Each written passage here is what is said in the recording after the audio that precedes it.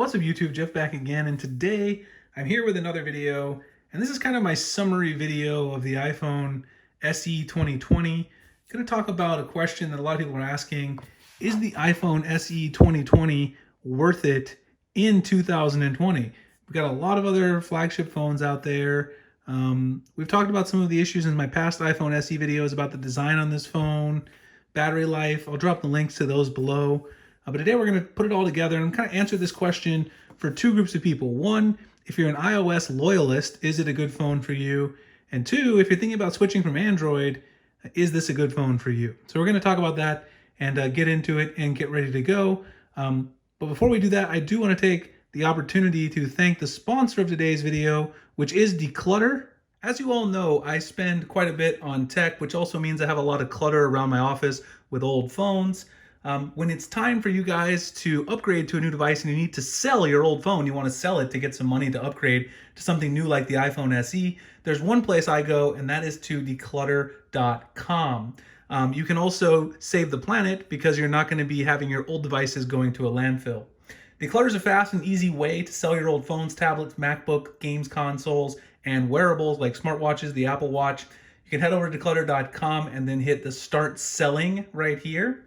If you go there, they pay up to 33% more than the carrier buyback programs, and they pay fast, means you have cash to upgrade to the new iPhone or whatever else you want to buy. You'll get that cash for your old device right away, and it's good for the environment, like I said before. Head over here, go ahead and tap on Start Selling, and go ahead and find the device that you're interested in to get a free instant evaluation. If you want to sell an iPhone, you can tap on Start Selling right there. Find the device you're interested in, like the iPhone XS or XS Max. Then you'll go ahead and ship the device for free, and you'll get paid the day after it arrives, giving you cash to upgrade. As you guys can see here, there's your sort of valuation. Go ahead and hit Sell Device. It'll add it to the basket, so you can go ahead and check out and sell your device to Declutter. I also have a bonus offer for you guys. If you are upgrading and you want to sell your old device, you can use my code in order to get a 10% bonus on your device. And that code is Springer10. Down here, add a voucher code. Go ahead and type that in, Springer10. And go ahead and hit Find. And it'll go ahead and add you that 10% right there as well. And you can continue to check out.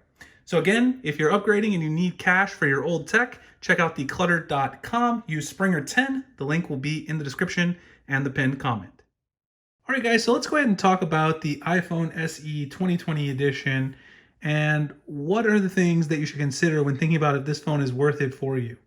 So first, let me talk about this phone from a perspective of if you're an iOS loyalist, is this going to be a good phone for you? So let's say you're coming from the previous iPhone SE and you like small phones, so that's not really an issue for you. What are some of the things about this phone that might be appealing? Well, first of all, the performance. This phone is buttery smooth. It can handle games. It can handle anything you throw at it, no matter what apps you want to use, because it has the latest processor in it. That's a huge deal at the $399 price point, which leads me to my second reason that you might really like this device, which is the price. You're getting an iPhone for $399, and you're guaranteed to get great software support from Apple for many years to come. For $199, getting that software support is a huge deal. And of course, if you're an Apple loyalist, an iOS fan, you really love that and you're used to getting that great support. So that's a great reason to consider the phone for sure. The price, the updates, and the amazing processor. Now, another reason is the camera. You're getting a really good camera in this phone. You're not going to get a camera that's quite as good, obviously, if you upgrade it to the iPhone 11 or the 11 Pro, but you are getting a camera here that's really solid, and it does beat out most Android phones that are around the same price point. If you want a camera that competes with this, you're going to have to go to something like the OnePlus 8, which I'm going to do a comparison of the camera on the OnePlus 8, not the Pro, to this phone, but it's pretty comparable. The camera on this is really good for a phone at $399, and that's another really big reason that you might consider it. So if you're an iOS fan, what are some of the things that may sort of make you hesitant about this phone? A couple of things stand out to me at the very beginning. First thing, I've mentioned it many times. These huge chunky bezels on the front and just the overall design of the phone from the front-facing perspective doesn't look like a modern smartphone. And even as iOS fans, Sometimes you have a little bit of vanity about your phone. You want a phone that looks kind of modern. And with these chunky bezels, right, people are going to see that. They're going to see the fingerprint sensor down here. It doesn't look like a modern phone because if you look at like the iPhone 11, the iPhone 11 Pro, those look a little more modern. So that might be a potential reason. The battery life on this phone is atrocious. Obviously, it's very small. I made a video looking at the battery life that I've gotten over a 3-day period where I sort of did some different settings to show you how it varies, but it's pretty terrible, to be honest. You guys can check out the link for yourself.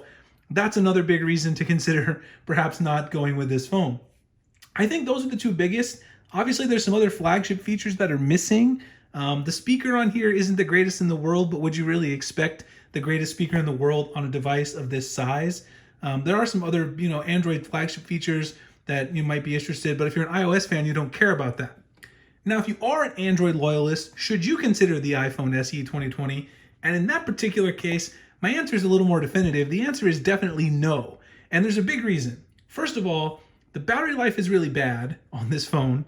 2, you're not going to be able to get your usual customization that you get from your Android device, because if you're coming from Android, you're probably going to miss the customization that goes along with Android when using iOS.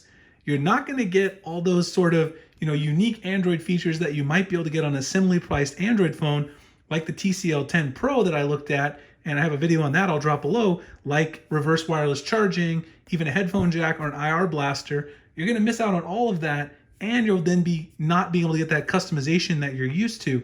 On top of that, there's an even better reason why you should not consider this if you're an Android loyalist, because Google is releasing the Pixel 4a within the next month, and it's rumored to be priced lower than the iPhone SE. That's right, it's rumored to be $50 less at $349. So if you're an Android fan, why not wait until you see the Pixel 4a, because you know it's going to have a good camera, it's likely to have a little bit better battery life, plus you get your Android in there as well, which is of course a great thing as well, and you don't have to switch over to iOS. So if you're an Android fan, I don't see any reason to consider the iPhone SE. If you're an iOS loyalist and you like a small phone, there's some numerous reasons on either side, as I said.